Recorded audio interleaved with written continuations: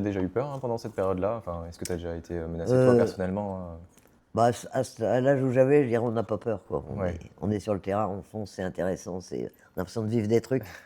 Il y a eu quelques moments tendus, oui, une fois je vais à Thio et comme ça c'était vraiment, voilà, il y avait beaucoup de tension et je quitte le lieu où il y avait une réunion à Thio et en partant, je vois sur le bord de la route, un homme à terre et une dizaine de Kanaks qui lui tapent dessus, qui donnent des coups de pied, et là, c'est un réflexe, tu réfléchis pas, j'avais une voiture, je fonce dans le tas. Donc ils s'en vont et je me retrouve, là pareil, j'avais un autre journaliste avec moi.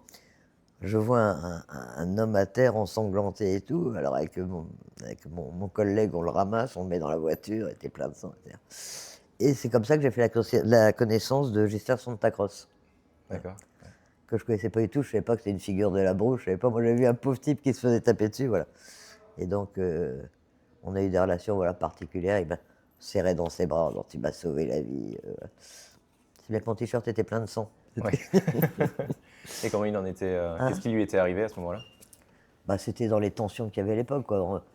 Ghislain était un militant de l'Académie de la France, et donc, dans les tensions qui existaient à l'époque, ça arrivait, hein, des heurts comme ça, assez violents, Et ça t'a jamais découragé un jour de te dire, «Ça pourrait être, moi à la place de Ghislain, en sang»? Alors, c'est peut-être bête ce que je vais dire, mais en étant une femme, paradoxalement, je crois qu'on craint moins, enfin on craint moins, il y a peut-être plus de retenue, c'est plus, voilà, les mecs qui se tapent dessus.